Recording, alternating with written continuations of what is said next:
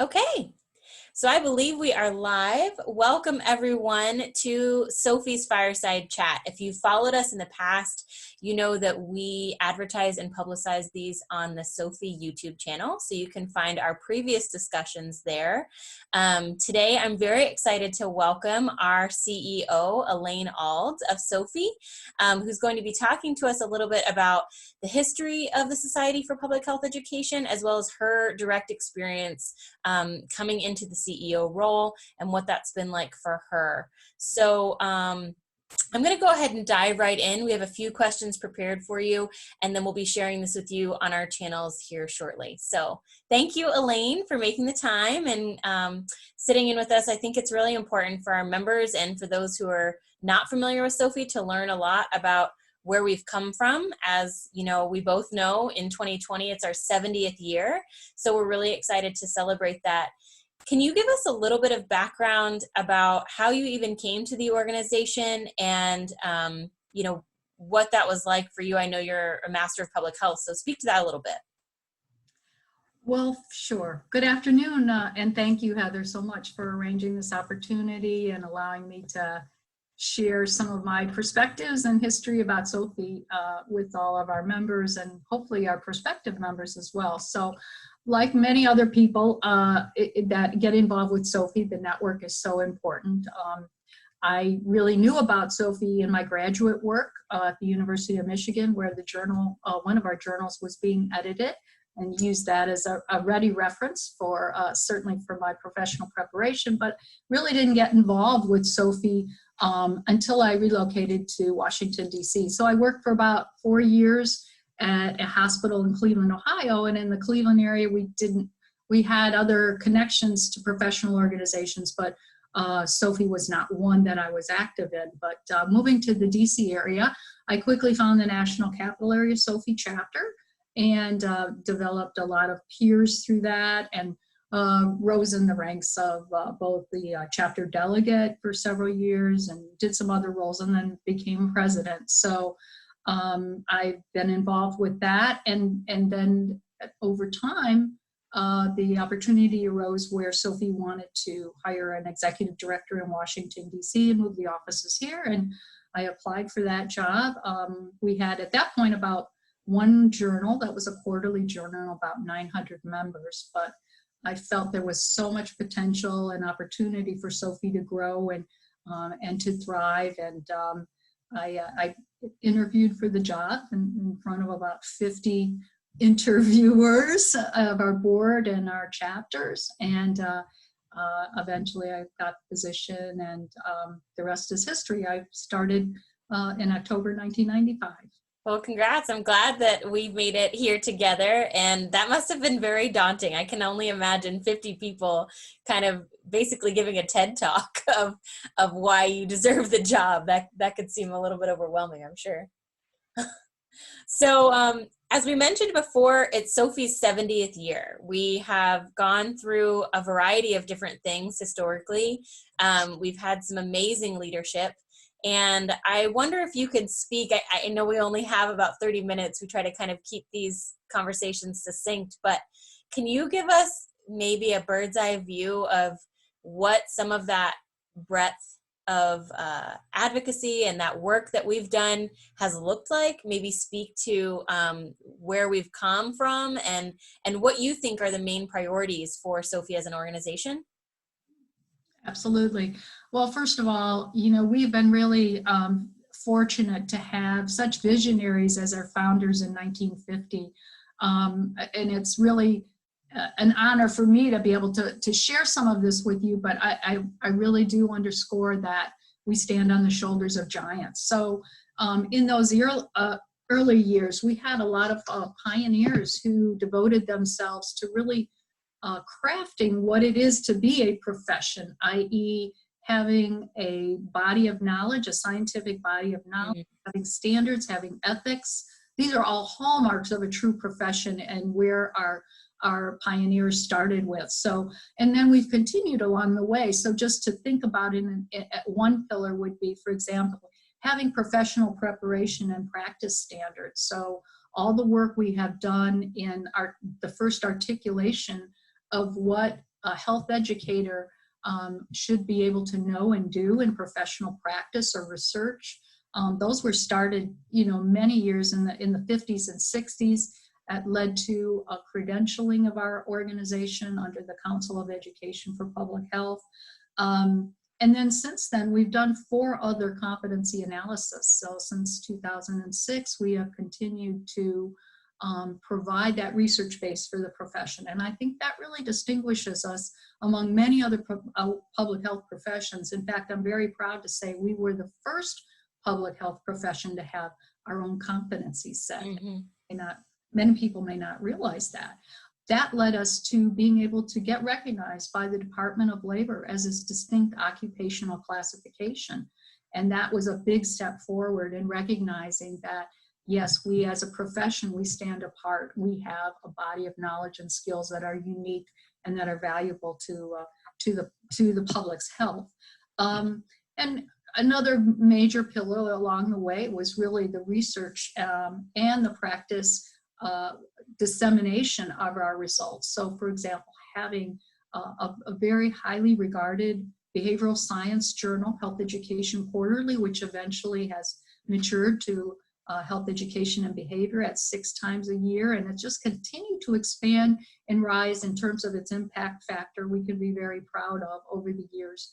2000, we introduced Health Promotion Practice as a practitioner journal, and that has also just flourished significantly in helping not only those members of people that are trained in health education, but across public health disciplines. And then, of course, more recently, our pedagogy in health education and health promotion, scholarship of teaching and learning, which is another area that health educators are very well trained in, but I don't think it has always been recognized across the public health profession that we have that body of knowledge about how to effectively teach and train and prepare future health professionals.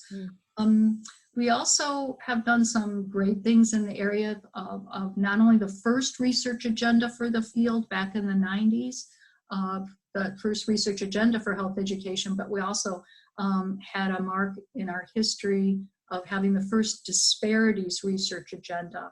And that led to complementary journals in health promotion practice and health education behavior. If you go back and look at around 2010 or 2011, you'll find a really great set of articles that have provided a foundation for professional preparation. And then, of course, we built on professional development, that being so key to our discipline of having an opportunity for continuing education at the annual conference. We actually had 2 conferences a year, a mid-year scientific conference and an annual conference. And we matured that to 1 annual conference in the spring that has really blossomed to 1,000 people participating.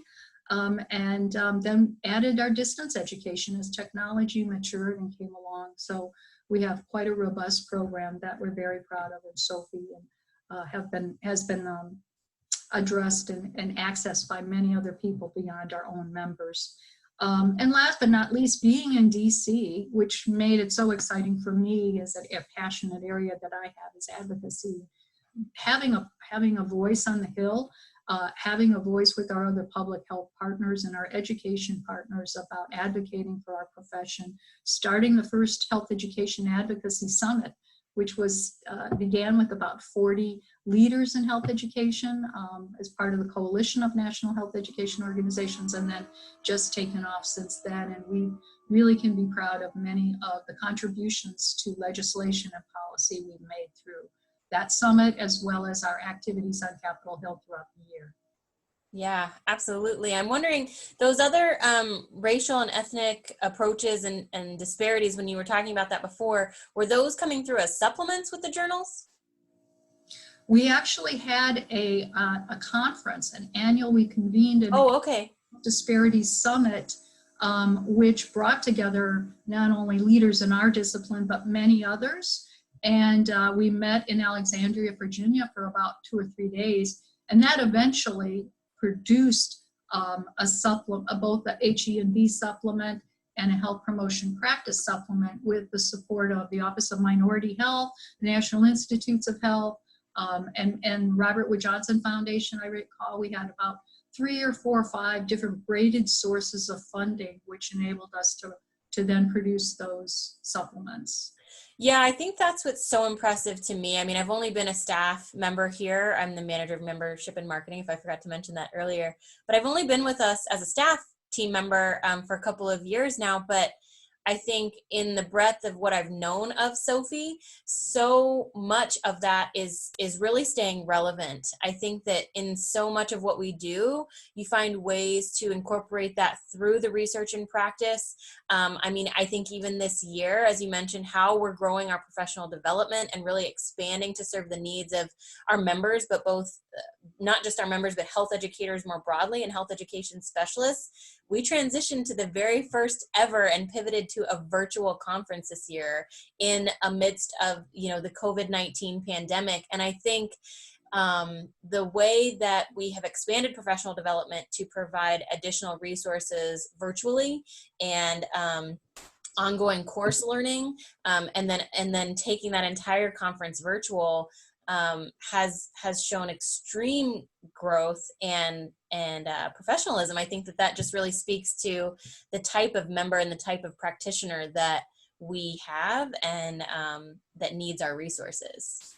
Well, I'm very proud of the Sophe staff that this is, as they always say, it takes a village. So we had an excellent program planning committee that comprised our members, et cetera.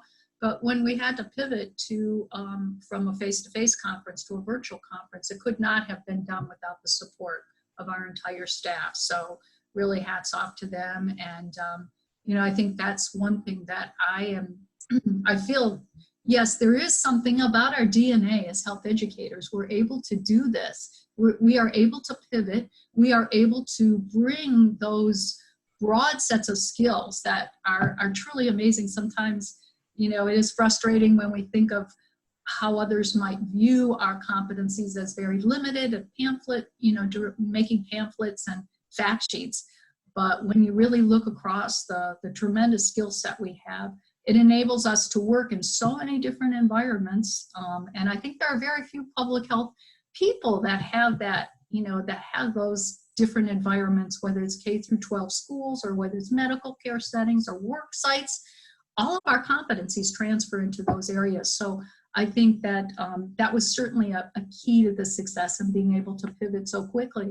And I truly believe our future is going, not just Sophe's future, but the profession's future is going to demand us to be digital strategists, as I like to call it, because I think our experience going through this time in history is going to make us every job think twice about how it relates to a digital capacity. Yeah, I completely agree. And I think that that's so important. So that kind of is a good segue, because I did want to also ask you, as CEO, you have the final authority of hiring and looking at building a team within the organization. And so I wonder, for folks who are maybe looking for jobs right now, or people who work in nonprofit or governmental settings who maybe are part of a hiring team, what are some of the key facets that you look for, that you, that you really hone in on during the hiring process, that you think are, they speak to those health education competencies? And what is some of the background that you have used in your hiring process at Sophe? Well, there's kind of 2 sets to that response, Heather. So first of all, we have, within the limited number of staff that we have, we certainly have folks like yourself, and I look for that, being certified, having a demonstration that you have not only had the training, but you passed the exam. And I know that I can pull from those knowledge and skills that, that you and I and others at Sophe who are health educators can share and build on. So there is that idea that we are committed to a set of knowledge and skills as health education specialists. But I also want to say that as a successful association, I also look to people that are not trained in our discipline and might bring us some new sets of skills. And And so we don't always need a health educator for every job within Sophe. I realize there are other places where, whether it's accounting and knowledge of finance, whether it's management skills that are needed for particular projects, or whether it's the health communication and particular understanding of digital strategies that might be needed. So just keeping that in mind, there's sort of a balance in what I look for in any particular position.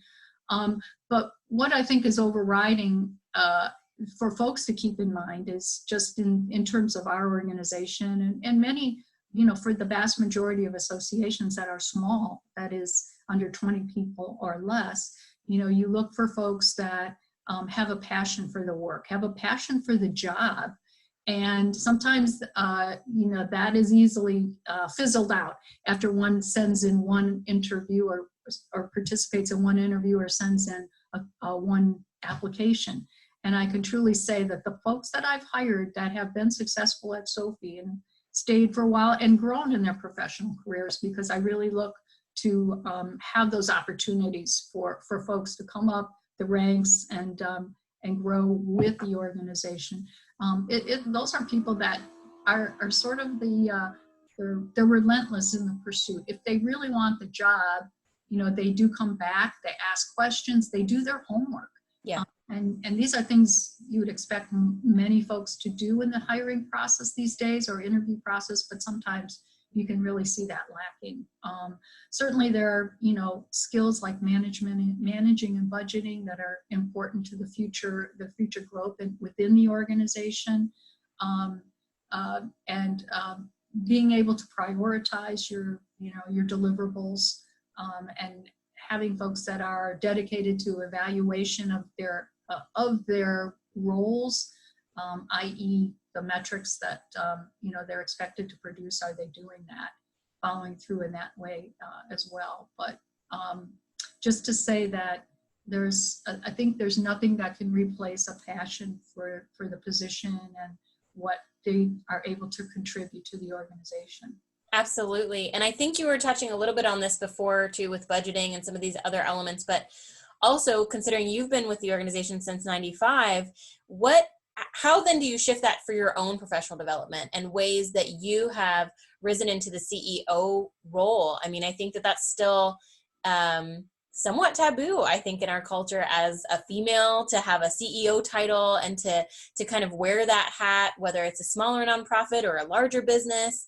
I think that those are really representative and a very high achievement. So congratulations. And I'm curious, kind of as you rose into that role, what were some of the things that you looked to hone in and develop as your own personal skills and that you would recommend, that others really look at if they're looking to be a high achiever? Great question. Well, I have to say that in my one of the first things I did realize as coming into this role, I had worked in another nonprofit and helped start a foundation there.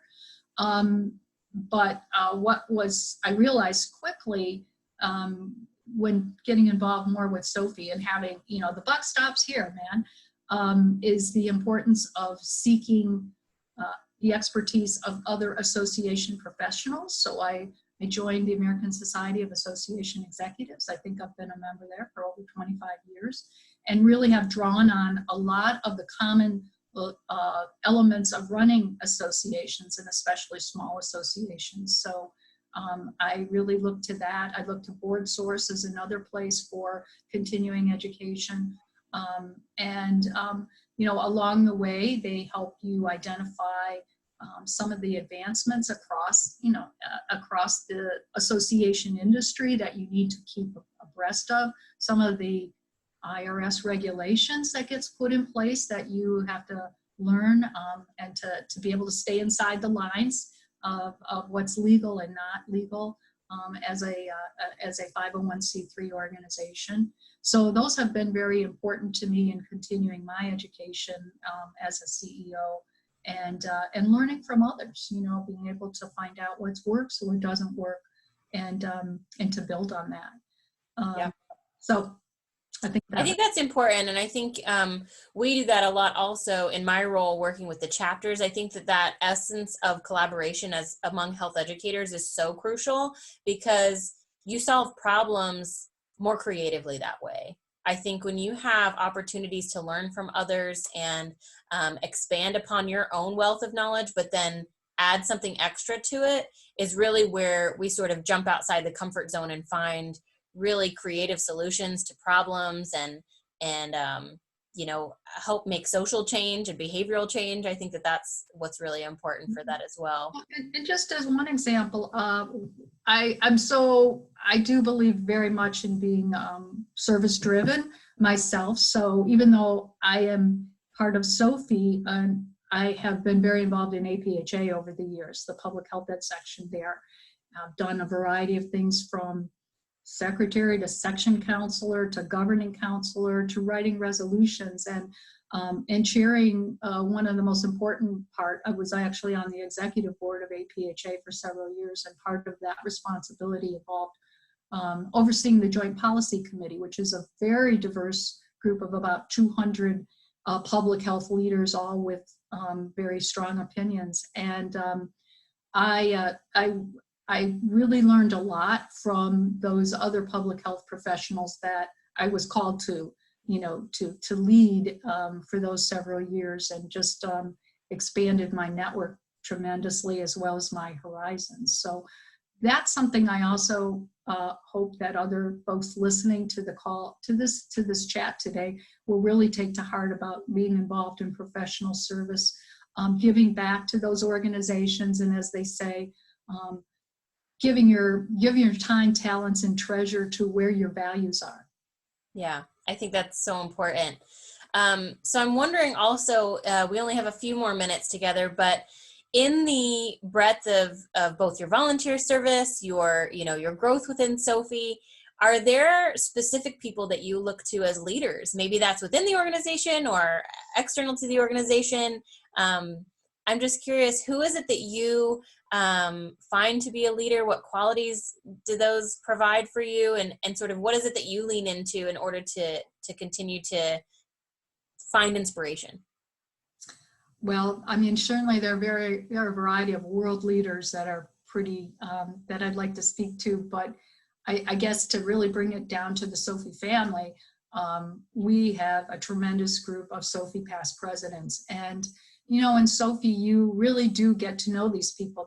In my role as part of working with the board of trustees and the executive committee, there's a president-elect who becomes the president and immediate past president. So somebody you work very closely with for 3 years.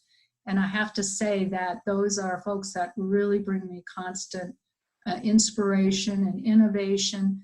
And even after all of these years in Sophe, probably serving with more than 25 different presidents, I have to say that it's been really rewarding.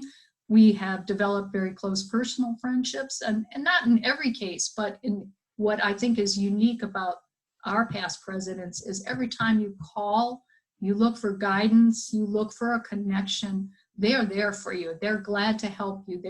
There's that special bond. And most recently we had a past president's call. We usually meet at the annual conference, but given the situation with Atlanta this year, we did by Zoom for the first time. And we had over 23 past presidents who showed up to that. And it was just a special time where just found out what's happening in their lives, retirements, job changes, their children have grown up and, sometimes become public health professionals. So it was really a special time to reconnect with all of them. And I think those are the people I continue to look for inspiration.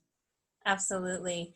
So I want to throw back up our original slide too. I want people to know how they can get in touch with you, how they can follow you on Twitter, stay connected to the Sophe family and the Sophe channels so that they can engage with us. We are visible on Instagram, Twitter. We have a LinkedIn presence as well as YouTube. So, and Facebook, excuse me. So if you haven't already started following us, do that. And kind of just to wrap things up, I wanted to know, it's Sophie's 70th birthday. Happy birthday to Sophie. And are there any final kind of thoughts that you have that you just wanted to share in either appreciation or reflection of your time so far with the organization and what that's looked like and been for you?